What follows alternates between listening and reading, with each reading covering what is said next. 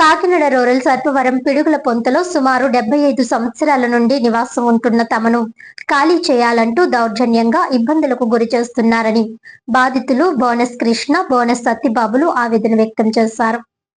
ఈ సందర్భంగా వారు మీడియాతో మాట్లాడుతూ, గత 75 సంవత్సరాలుగా మా తాతల నుండి ఇక్కడే నివాసం ఉంటూ కాలం సాగిస్తున్నామని, అయితే రౌడీ మోక బుధవారం 2 ట్రాక్టర్లు ఒక ప్రొక్లైనర్ తో వచ్చి ఖాళీ చేస్తారా చేయరా అంటూ జులుం ప్రదర్శించి చుట్టూ ఉన్న కంచెను తొలగించి కొట్టడానికి వచ్చారని, పిడుగుల పొంతకు సంబంధించిన 4 ఎకరాల 60 సెంట్ల భూమిలో పెద్ద పెద్ద ఇల్లు నిర్మాణం చేసి ఎన్నో ఏళ్ల బట్టి అందరూ నివాసం ఉన్నారని, కూలి పని చేసుకుని బ్రతికే తమను ఫేక్ డాక్యుమెంట్స్ తెచ్చి బెదిరిస్తున్నారంటూ వాపోయారు. అయితే హైకోర్టులో పిటిషన్ కూడా ఉందని, అయినా సరే లెక్క చేయకుండా రౌడీలు వచ్చి ఇబ్బందులు గురి చేస్తున్నారని, తమకు న్యాయం చేయాలని మీడియాకు తెలియజేశారు. ఇంటి పన్ను, కరెంటు బిల్లు కూడా ఉందని, ఈ మధ్య కాలంలో తాటేకిల్లు అని పన్ను కట్టించుకోలేదని అన్నారు. ఇప్పుడు 125 గజాల్లో రేకుల షెడ్డు కూడా వేసుకున్నామని, ఇదే ఇంటిలో నివాసం ఉంటున్నామని అన్నారు.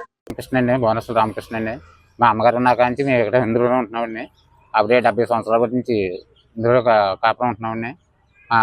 పిల్లల కాంచి భార్య మొత్తం అందరూ కూడా ఇందులోనే ఉంటున్నాం. ఇవాళ దౌర్జన్యంగా వచ్చండి మొత్తం లాగి పారేస్తారండి. మా ఎందుకు దయించి మమ్మల్ని కాపాడాలని చెప్పేసి గవర్నమెంట్ వారు, మీడియా వారు కూడా మాకు సాయపడాలని చెప్పేసి మేము కోరుకుంటున్నామండి.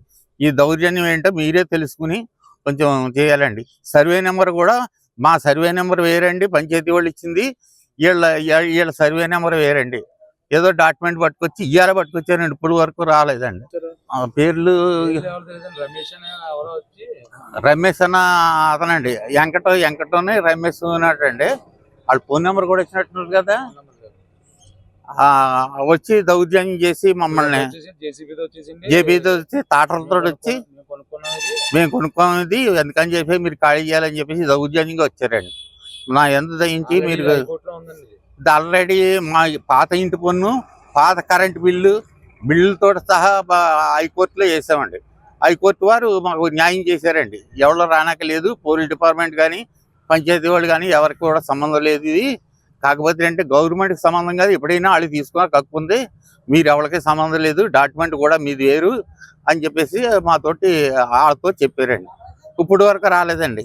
ఇవాళ దౌర్జన్యంగా వచ్చి మమ్మల్ని ఇబ్బంది పెట్టి ఈదుపాలు చేస్తున్నారండి.